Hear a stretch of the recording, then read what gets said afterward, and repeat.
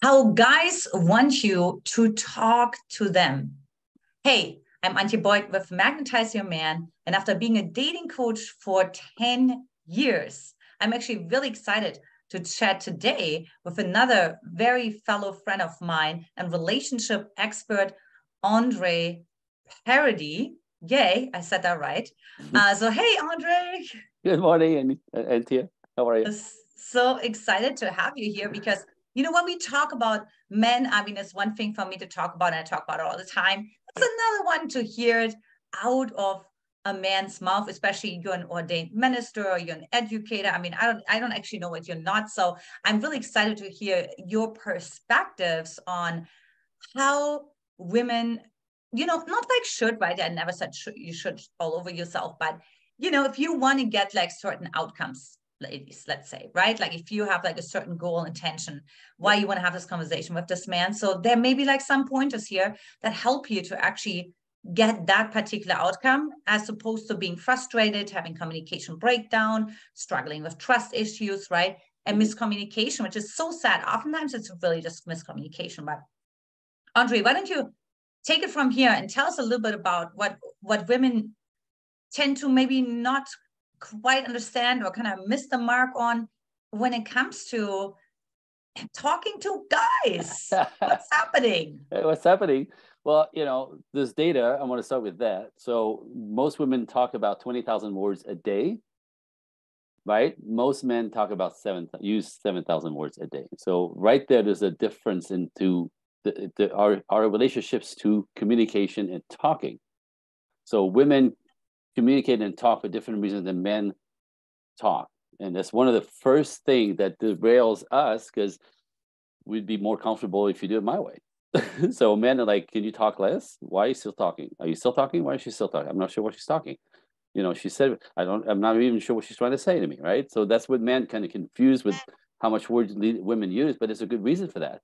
And women on the other side are always like, he's not talking, he's giving the one-word answer. How come he can't, I want to know what's going on inside of him, he's thinking, because women are a little bit paranoid with like, what's he thinking? Is he thinking about me? Some other girl? Is he happy with me? Is he trying to leave? Is it right? Like you're tortured with not knowing what's going on with inside of us. So you want to dig, right? Talking, digging, and you get, yep, sure, I don't know, maybe, like your one-word answer, which makes you crazy. So, but there's a good reason for this. Like no one is misbehaving. There's good reasons for the way we operate, and it's based in our genetics, in our, I call it caveman, cave woman. There's, women talk to connect, and connection to women make them feel safe. Understand? So a woman talk. The reason for talking is not really what you're saying as much as the flow of it and the responsiveness of the other person. Watch two women talk, and there's like, oh my God, I love your shoes. Oh, thank you. What you get about? And there's this thing that goes on that really has not necessarily any real meat to it, I want to say, because it's about the connection. It's like woman to woman. I remember years ago when I first moved to Los Angeles, I was driving a limousine. And I picked up these women in the Upper Valley to go down to Newport Beach. So we were in the car for 5 hours. They didn't know each other. They got to know each other in the car. We're going there, meeting the husbands at a conference. And these two never for 1 second stopped talking. And I remember I was flabbergasted. It was impossible for me as a male to understand how that's possible, to never have a break past a second or two for 5 hours. Right, so there's a reason that they were connecting, right? Their husbands were in the business meeting, so men don't do this. Women do it naturally, and this where you're comfortable. So you want to do this with us, right? Trying to pull us into conversation for connection, and we don't do that. We don't need that. We don't connect that way. That's not how we connect. That's really the problem. This is not how men connect and feel bonded. And that could potentially also understand, right? Well, some men don't like to spend that much time on the phone, right? I remember when I started dating my husband, Brody, and we were, I left Hawaii first. We met in Hawaii, and then I moved back to the Bay Area. And even we were just separated basically for 10 days. But then after that, we just saw each other on the weekends, even when you moved to the Bay Area. So we were still talking on the phone. But I'm always like, but I talk a little more, and like, you know what I mean? And it had nothing to do with like how much love he had for me, or like how much I mean to him or how much he cares about me, right? It was really about, no, Brody's like very much on a masculine side, and he's just, you know what I mean? And He's the like, mass, okay, I got the check marks, you know, like a girlfriend is good, you know, I know what was kind of happening during the day. Okay, I'm gonna go back to work or to, you know, yeah. whatever it is, you know, watch a show or So whatever it is. we don't need we don't make the connection talking. That's the point. So we know we need to connect, you know, and but like this is why men tend to text a lot more, because there's less words in texting. You know, in texting you have to say, how you doing? How's your day? How's your mom? How was work? Like you just go right to the point. And so, but it's not working for women. Women don't like texting typically for that reason. Like there's nothing there. I call it loser communication. So you want to hear the words, you want the conversation, but that's not how men do it, you know. And It's so it's true. Like I see so many times my women when they send me screenshots, they get to do that like in my program. I don't know about you, Andre, but like, you know, I just see the women like sharing about like their day and like, you know what I mean, how they wash their hamster's hair and like all these things, and then the guys are just like, good, you know, just watch TV or like, what's going on? Not much. You know, just kind of like just, you know, like being more what you said, more to the point, like much shorter. I mean, have yet to see a guy, unless he's an anxious attachment style, I will say that, who actually texts as much or more than a woman does. yeah, no, if You know what I that's mean? yeah, Like, that's masculine men don't do that. yeah, there Feminine yeah, men will do that, but masculine men will not do that. So again, if there's a whole bunch of signs with, you know, there's a whole bunch of signs that a man shows you really his essence, yeah, you know, and a feminine man, as you know, will be easier to connect with, but there's a price to pay down the road because there's a whole, you know this, right? So the masculine, what I'm saying is, if you're interested in masculine, you know, style, you have to understand he's going to do it a completely different way than you. And one of the ways is we don't connect with words. You do. We connect completely differently. Now, what I find interesting and I think maybe dangerous is this, you know, this as a woman, right? So this is where things get hurtful. As a woman, if you're dealing with your girlfriend and she gives you a one-word answer, you know something is wrong. You know what I mean? Seriously, like, so, like, let's say, you know, there was something going on the night before. You call her up and go, "Hey, how was last night?" "Good." "Who was at the party?" "Everyone." "And how was it?" "Fun." You know, all the alarm goes off, right? She's mad at you or she doesn't trust you, right? Like the one would answer, you know, you're in trouble. Am I right? So So, true. so what Yeah. happens is we do this to you just because we get to the point. There's no time. I don't want to talk about it silly, or I don't feel like talking about it yet. That talking to most men is work. You're making me work, especially if I'm done working.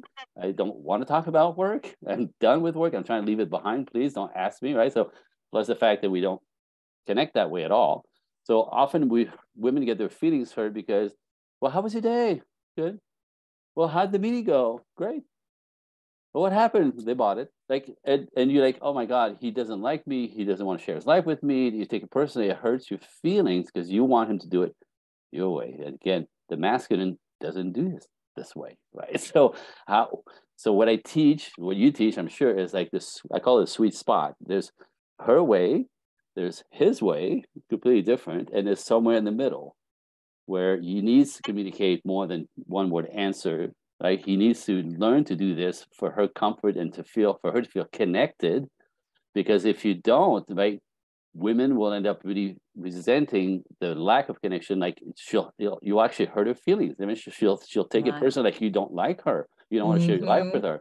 So I Yeah. teach the man, get over, you know, your instinct, like meet somewhere in the middle. And I teach the lady, I'm sure you do as well, like, and watch the avalanche of words, right? Watch the avalanche of words when he comes home for work. Yeah, watch the avalanche of trying to dig because you feel disconnected. And if you get to find a spot in the middle where, you know, he understands that the necessity of sharing more for the connection's sake that you need so much daily, and then do you understand he gets overwhelmed with too much talking connection, and now we're grooving, right? That's the dance that I'm talking about.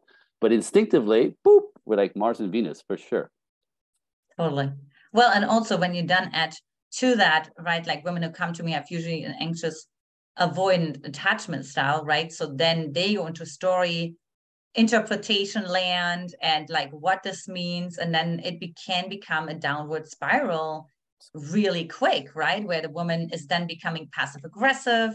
Yep. And then the man is like, wait, I never changed, but she thinks he did, right? Because she thinks it's passive aggressive. Right. But then she's passive aggressive. And then he's like, well, she changed because I Right. know she's not like that. So, and then it becomes, then he, I don't know, what does he do? Like shut down? Like, what does he do when he feels like now she's communicating differently than she has before? Well, like, is she okay? Like, right. So when a woman gets frustrated, angry, or anxious, or like the feeling disconnected, and she now thinks he's doing it to her, right? Because he's not giving her enough. Like he's not connecting. So now she's getting her feelings hurt and taking it personally. And anxiety, sometimes it's overwhelming to a woman. Like this fearful a little bit. Like I'm losing him, or like so the frustration, the anxiety of not feeling connected to a woman makes her body literally stressed out and anxious. Now, what happened, which is terrible, this is what I'm always constantly trying to avoid. If you don't understand this dynamic, is that, are you ready for this? When you as a woman are angry, anxious, uptight, whatever energy that's not good and warm, it pushes us back. We will not stay close to you energetically. So I could, and it's all energy, by the way. I could walk into my house. I don't have to see my wife. I could feel the energy in the house. You know what I mean? If she's not okay, just walk in. I go, oh shit, like, right? Like, so, and instead of me wanting to go up to her and give her a hug, when I feel that tension in her, it could be me, it could not be me, it could be traffic, it could be whatever, it could be a phone call, it could be her mother, right? All I know is it's not good. So I don't want to get near her because it's actually, it pushes me back because it may be me. Sometimes it's me. I had no intention. And if I say, what's going on? Boom, I get the avalanche. So instinctively, when you're not good, we step back. And now if it's not my fault, which is, sometimes it is, sometimes it's not. But men will say this, like, I know something's going on with her. I don't want to put in that kind of worm because there may be some stuff that I did that now I'm going to get right in the face. I just had a long day. I'm not ready for this, right? They pull out. But a woman who just she was frustrated because work was too much and the freeway was too much and got overwhelmed and the thing didn't work at work. And she's like, just needs him to comfort her, put his arms around her. But she's uptight, so he doesn't instinctively do this, right? Another disconnect. So there's a way to manage that, but yet, like again, instinct has us push away from you when you're uptight and edgy and uncomfortable, which is exactly opposite what you need, because this is where you need connection the most. And women will say, all I need is his arms around me, and just when I need him the most, this is when he disappears. Not understanding this, do you know what I mean? So now, what you don't want to do is then say, I need a hug, right? Because that's a command. And you'll get a hug, but you won't get a heartfelt hug. You know what I mean? When you command your man because you're frustrated in that energy, you'll get right, which is not connecting. And so you think there's something that may even hurt your feelings more. 100%. You see it? So, and it's kind of like you have to like overcome your sort of like maybe pride or like the ego talking to you and saying like, you can't give in, right? Like he has to, be there for you. And, and almost like walk towards him, right? Like I remember when I was upset and it's funny, we women can be funny sometimes, but we actually we're acting like we want to separate, like meaning like, let's say you want to run out of the house or slam the door, right? But actually that's the last thing that you want, right? Like you actually right. want to have connection. And so when I realized that, I remember Brody and I were living together for like, I don't even know, a couple of months. So it was right after we got married. And that's what dawned on me, right? I'm like, I actually don't want to leave. I don't want to slam the door right now. So I slowly walked towards him. And as I was slowly walking towards him, like my internal dialogue was like, are you crazy? Are you nuts? Have you lost it? Are you giving all your power away? But then as I was like reaching him, right, it was like so authentic because I was actually like softening. And then I got the hug, right? Like that I really want, I got a real hug, right? Just like my husband must have felt like, I don't know, like, how would you perceive that, Andre, if your woman is like, she's about to like leave or slam the door or just like, never mind, you know what I mean? Like, Yeah. Well, it's but funny. then turns around and like walks But towards you with no words. so You know what I mean? I'll give you the words for that, because it takes a little catching yourself in the moment. Because when because a woman is driven by her feelings. So if she's anxious, anxious, and now she's mad at him, right? It's going to be hard to get past that, because now she feels bad and he's not helping, right? So then it gets even maybe tighter, more intense. He has no idea, by the way. He just came home. That's all he did. He came home. Like he has no idea. So, but there's tension. So the idea of this is funny. I think it's very funny because this happened to me in a workshop live one time. That the woman will like punish the man by trying to shut him out, right? The silent treatment, and or I'm just going to leave, Yes. right? That'll teach him, because to a woman, that's the worst thing you could do to her. If you shut her out, that's real punishment. In my workshop, this couple was we're talking about respect and this idea of how women will punish their man, and so by shutting him out, and so it was hysterical. She'd given this guy, she was mad at him for a week, and in my workshop they hadn't talked in a week, and this subject came up, and she's like, "That's what I've been doing to you for a week," to the man. Right? She literally got up and said, I've been ignoring him for a week, like thinking she's punishing him. He's like, "What?"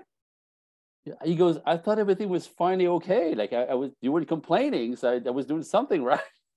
He was giving him the silent treatment. Like he didn't notice, because this is not how you punish us.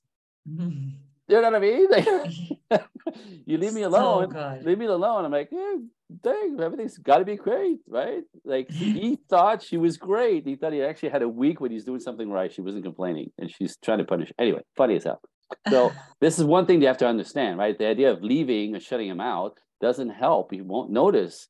You're not punishing him. You're not punishing him. Men like it. Do you think you're punishing him? So that's one thing. The second thing I want to say about this is, so then how do you, right? In the moment when you need a hug, right? You don't command it, you don't demand it. And just asking on the masculine man will feel like a demand and a command. So you can't ask. You can't say, "I need a hug." That's commanding. So that's how you get a half-ass hug. So I say, because it's also leaning in, right? It's masculine. It's an ask. It sounds overreacting, but it's factual. If you ask a man for more, different, better, anything, you always get less. Not because he's a douchebag, it's because he's a male. Like that's leaning in on him, and men instinctively will do it when they want to, not when somebody else wants to. Period. So when you understand that mechanism, you can't ask for anything because you'll get less. If he's normal, that's just normal. That's not a douche, right? So then how do you do this? You need a hug, you had a bad day, horrible, he comes home, he's tired. But so how do you right? I always say you step into your feminine, and I know you teach this as well. So a feminine invites the masculine to be the hero, invites him to provide for her, because instinctively that's all we want to do, right? Instinctively, when we're neurotic fixers, want to help, which makes us heroes. That's instinct. No manipulation needed. If you ladies think about this, no manipulation needed. You don't need to go after him to make him do anything. You just invite him to, right? Tell him what that provides for you, and he'll, right? So instead of "I need a hug," you ready? Instead of "I need a hug," and you won't get a hug that's satisfying, and you'll take that personally probably, right? You go, "Babe, I had a really long day. If you could put your arms around me, you would save me from this feeling." He's going to jump over the counter to give you a hug. Because you're inviting him to be a hero. That's the difference between men and women communication. We do it differently. We respond differently. You can't talk to a man like you talk to a girl. Men have to learn to talk more, but it's also a whole, I call it Manglish. I teach my clients how to speak Manglish.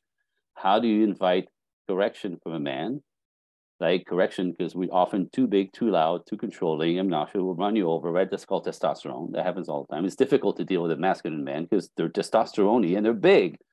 So how do you ask for adjustment respectfully? Because often when you bring it up to him with, I'm sick of this, you got to stop that, you're jumping on him, which is an attack. If you attack a warrior, you will get a warrior response and he'll push back and you will lose. And now you really think he's a jerk. So this, what we tend to do naturally is always getting us in trouble. There's a way to do this respectfully to bring the best out of him, and same with her. There's a way to do this when you understand her nature and instinct. How do you pull her into her femininity? Everything good about her shows up as well. Oof. Anyway, so big difference. Totally, 100%. I totally agree with that. And again, what it takes is like for the woman to give up like her ego or any underlying resentment that she has towards men, period, that then just gets magnified. So if there's any lack of forgiveness towards the dad or whatever. But one question that I get a lot is, how do I have, like a challenging conversation with my man? Right. I have like clients sometimes who are like, how do we have the conversation whether he cheated on me? Right. Or how do I have the conversation around, maybe any diseases or anything like that. She wants him to be tested or whatever, whatever the case may be. So all those like topics. And I know I heard I asked that before to another guest like a year or two ago, but I just really like to hear the take on how you as a man would receive either like news when somebody has something to share with you that's like maybe, vulnerable or risking rejection, or to have a conversation about like, those are my boundaries, right? Those are almost like my deal breakers, and I can't continue to come like the relationship until this is solved. Right. So, it's very good. Good question. I get that question a lot myself too. So let's pick an example. Let's pick something concrete because it's easier to take it home as opposed to like a theory of it all, right? I'll give you one that my wife used on me after I taught her how to do it. Because what happens is, if you're mad and you say, I'm sick of this, right, or whatever, that's not going to work, right? He's going to get defensive. He's going to push back. He's going to say, your problem, this is disrespectful, and then you think he's a bigger jerk, right? So no, we can't do this. However, also there's a way, if there's something you want to share with a man, and women tend to be very patient. Okay, she takes it and she takes it and she takes it. It's no big deal. And she takes it, it's no big deal. Let it go till you can't let it go, right? And this is when the tension is so much. So then you'll say something like, we need to talk.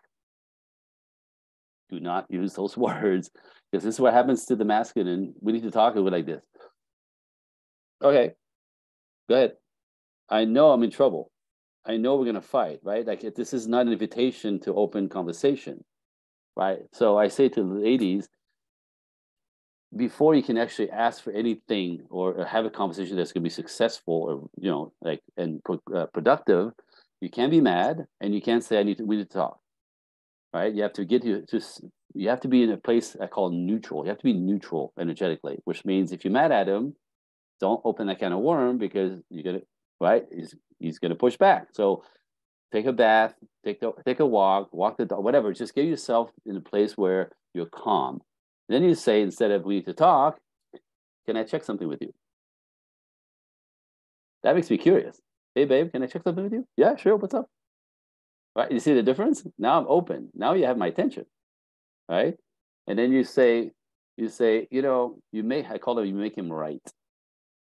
You make him right, which means instead of like, I'm sick of you doing blah, blah, blah. But, right? He was open, now he closed. So you make him right. So I'll give you an example. So, because that's going to take it home. I have a very fast car. I'm a type A personality. So in my fast car, on the freeway in Los Angeles, I want to be in front of everybody. There's no front, but I'm driving like I'm trying to get to the front. There's no front, but I'm right. The car's fast. I drive like a fool. I like it, and I'm trying to get in front of everyone. That's just me. All right. So, it's very different sitting in the driver's seat than the passenger seat, right? On the passenger seat, my wife is holding onto the Jesus bar and she pulls the brakes on for me and she's freaked out because it's very different when you're not in control of the car. So I taught her how to approach me this way so that I would actually be happy to adjust my driving for her as opposed to piss me off when you drive like this. I'm sick of it. You got to slow down. Trying to tell me to slow down is going to happen. I'm like, what's the problem? Right? Like I'll resist when you lean on me. That's just normal. I'm not a douchebag. That's the masculine response. So get this. So, hey, babe, can I take something with you? Yeah, sure. Now, before we get in the car, right? Sure. So I know you make him right. I know you're a really good driver. I know the car's fast and good, and the tires are good, and the brakes are new, and then blah, blah, you know the road, and you're a really good driver. I really appreciate that. Like, you know that, I know that. This is making him right. And I'm open because I'm being complimented. Right? I am a good driver. Right? However, the problem. When you drive the way you drive, I get scared. When you drive like a fool, I know it's fun for you, but I get scared. And when I get scared, I get mad at you. And what happens is wherever we're going, now I'm mad and it ruins the day for me. How about, as for the solution today, for me, you just slow down a little bit so that we have a good day. And then she goes, seal the deal. What do you think about that? Now, what you think about that is important because that requires an answer. Because you can say all this to a guy and he's just look at you. Right? Because now he's thinking about it. But if you want an answer, that can what do you think about this? Right? So, so first time she did it to me, well, something by sure. So I know you're a great driver, blah, blah, blah, blah, blah. But I get mad, and when I get mad, I go, yeah, okay. I'm like, but it's really, I know, you're a really good driver, but I don't want to be mad today. I don't want to be scared today. Please. And I go, okay. So then I spend that drive in number 2 lane, which is torture for me. But for her comfort and us having a good day, absolutely adjust for her. But if she told me to slow down, that would not work. You see the difference? Yeah, totally. So that approaches to everything. There's a way to approach a man respectfully that you invite him to fix it as opposed to tell him to fix it. That's the difference between success and failure with men. That's different communication style. And again, you can't wait till you're frustrated. You can't do it when you're mad. You got to be neutral. Approach him, respectfully. And a guy who loves and cares for you will absolutely adjust for you. A guy who then, if you approach him this way and he makes you wrong for it, well, it's your problem. You're too sensitive or whatever. That's a narcissist. And now we have a different problem. Then you're really in trouble. But a real man who loves you will absolutely adjust. I do it every time. Now, to this day, it's so funny because she knows the trick, right? Before we get in the car, right? Every Sunday we go on an adventure date, whatever. Right? Now she doesn't have to do it, but Sunday she's like, babe, can I run something by you? I'm like, I know, I got it. Like she didn't have to finish the sentence. I know that means slow down today for me. I'm in the car with you. I'm like, of course, I got it. And I'm happy to do it for her because I want to be her hero, right? She's my wife, but that's essential to know how to bring respectful communication, Menglish again. I teach Menglish to my ladies, so they're successful with their man as opposed to be mad because if you do the wrong way, he'll push back, and you'll think he's a piece. It's not true. I love that, and I love that you bring like a concrete example because I feel like what I see with my women, because they don't know how to communicate, right? Because that's also, I want to talk about it today, was because that then they delay it. And then it gets worse because then exactly what you said in the beginning, they build up more and more resentment, right? And then boom. But then they're also like, now I can't mention it anymore because now it's been already 3 weeks ago. But then at some point, other thing unrelated to that happens. And then they explode because they couldn't say the real thing that actually happened 3 weeks ago. And now they release, like, it comes out sideways. I know we women are like, interesting. Well, I call it pancakey, by the way, right? So he'll do something very small, like a little, right?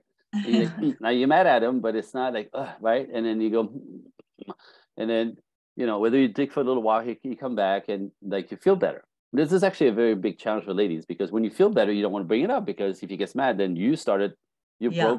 broke the peace, right? Right. So you're mad, you don't know what to do with it, you don't say anything, you go for a walk, come back, now you're cool, and you go, it's no big deal, I'll just let it go. But it doesn't go, right? It's like It doesn't. No. I call it the first pancake. Now you put a pancake on the plate.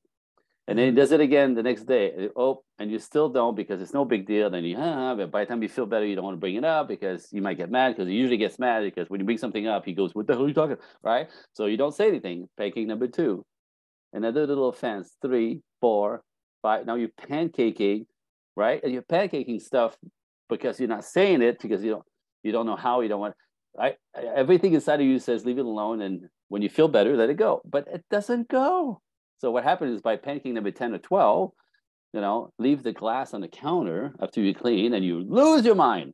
And it's like, what? This is what this is a problem. I'm getting yelled at for, right? So, which is not fair, right? It's not fair. But that's how you build resentment, because you're resentful for weeks, maybe, until you get to that point. He gets attacked. He has no idea why. Totally unfair. Because if you said to him the first time, we did that just kind of hurt my feelings, and it's just, I'm not sure if that's what you meant. Yeah. And usually you get a what? That's not what I meant. Or often we could be aloof, and we'll be thoughtless sometimes. So if you say, when you did that, this is what happened to me, and I didn't like it, is that what you meant? And if he catches that he messed up, like, oh, I'm so sorry, I didn't mean to. Like you get an apology or an explanation, right? But if you say nothing and pancake the stuff, you're going to explode, and it's not fair to him. He has no means to fix it, because he didn't say anything. And then he explodes, he pushes back. Now you really hate him, and this is how couples start falling apart. So I say, ladies, I know it's a little bit on you on that one, right? But if you're not comfortable, if you get bent out of shape, take a little walk, take a bath, do something that just kind of to shake it off, to get you neutral. But then you have to have the courage to go, babe, can I run something by you? Again, don't say we need to talk. When you said this, made me feel like this, or we did that. Is that what you meant? It's just, I didn't like it. And calmly, and then you get an explanation. He gets to. I had a client, get this. The husband's on the phone in a different room with his buddy, and they work, and they're gregarious. The guy's on the phone, like, yeah, shut up, blah blah blah. They're talking big. And all of a sudden, as she leaves the space, she hears his voice drop completely. He goes, yeah, I think she's a little crazy, you ask me. And she's like, oh, like she instantly took it personally that he tried to lower his voice, because he's talking about her, right? She just went right there. Hurt feelings, she's in the bathroom, now she's furious, she wants to kill him. I can't believe he talks behind my back. Like, this is so had the tools that I taught her. So she's like, okay, calm down. Let me just ask what that was about. That was rude. She goes back to him. Hey, babe, can I ask something about? He's like, what? She goes, well, I heard you lower your voice, and you said I was crazy. He goes, we're talking about Susie at work. I just didn't want you to hear it, because I'm only talking like this. Right? So I figured that you were talking about another woman, you know what I mean? Right. So I was talking about Susie at work, not you, but like, if she didn't bring that up, that offense, that hurt would have stayed. It would have pancaked. Totally. So you have to bring, I hate to say this, but all the little ones that make you, you have to calm down, have the courage to say, babe, because that's the only way for you to get cleaned up. You'll get an apology, or you get an explanation. That wasn't you. That was Susie at work. That's an explanation, as opposed to, and you know what I'm saying? So it takes a little, again, the challenge is when you feel better that you don't want to break the peace. But if you know how to approach him respectfully, you can't get mad. You'll just explain or apologize. Oof. Now, I know we're getting to the end, but one last bonus question that I have that may even like teach women like from the get-go, right? You use that muscle to not even get into any behaviors. It's like on the first date. So let's say somebody's on a first date with a guy they just met, right? And maybe the guy said something, maybe he said something about animals, and she is an animal lover, rescue or something. Right? I don't know, something, or it may even be something where she just kind of felt like, I don't know, that comment didn't sit right with me. But then instead of her saying it, what she then does is like, let me figure out if it was me or if it's really him. And then, she doesn't say anything. And then she's like, so what's like a good way where the woman could bring it up with him, obviously, right there already as a practice, right? Because how you start a relationship, that's how it continues, right? So how do you set the container up from the first date on? Yeah. Even if she doesn't know exactly what it is, but she just felt like, oh, just that last piece you just mentioned, that just made me feel like. But again, same thing, right? Because women are driven by their feelings, you can't deny your feelings. Do you know what I mean? Like your feelings are who you are in the moment. So if you're good, you're good. If you're mad, you're mad. And there's nothing I could.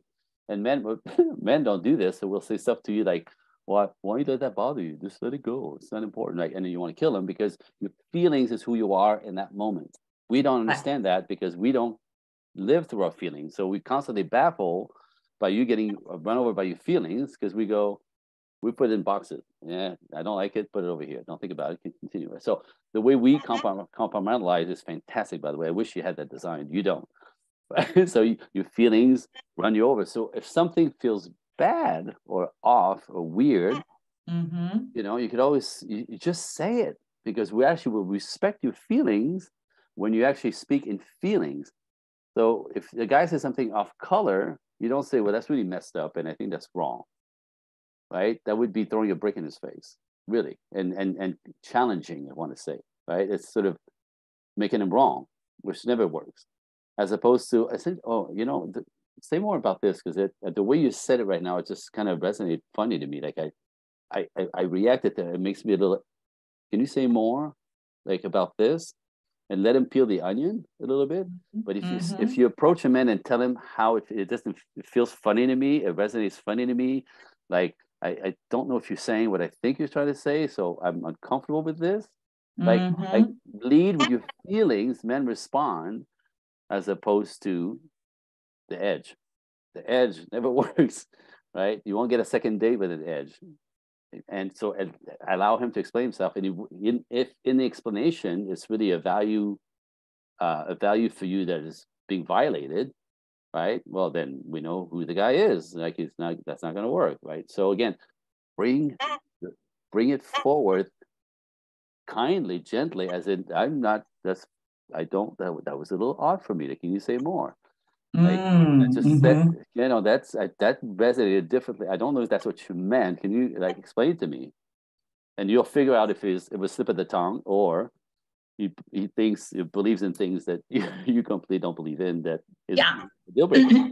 And so that's going to be really helpful because I mean, for the most part, the women that come to me are really more on the opposite side. They're more like, I don't say anything, but then it's almost like they're turning themselves to a pretzel because then he says something else. And she's like, maybe it's still me or whatever, right? Yeah. But there's also the more abrasive part, right? Who has experienced abuse in their childhood and they're like super masculine and super, would they come to me and say, Antia, I've no problem. I'm a straight shooter. I'm a go-getter. I'm telling him how it is. And, so that's very helpful if you're that kind of woman right now watching this. Yeah. Right. Like this is like a good way to still acknowledge your truth because we're like never saying to not acknowledge your truth. Right. And so it's still going to make you feel safe, but just to do it like in a little bit more in like a gentler way. Right. Like that a man still feels safe enough to respond without feeling attacked, because it may have been just a misunderstanding. It may have been just like a projection from you, it may have been a generalization about something. It may have been something that's a trigger for you, but it's actually not a big deal, and so all those like pieces can be figured out there. Well, Andre, I could continue talking to you forever and ever. Yes. So what for the women who are like, I've been hanging on every word that Andre has been talking about. I want to learn more how I can and get involved with his work potentially. Like, what can those women do? Where can they find you? Okay, so if that's okay, I have in my world, I do a lot of podcasting, and there's two different type of people who listen to podcasts that I noticed. So there are people who want some information, which is great, right? Information, like tell me about this, tell me, like want to know a little bit more about the dynamic relationship. So if somebody, I have two gifts, is what I'm saying for your listeners, if that's okay. So absolutely, go for it. First gift would be if you want more information. I have a book that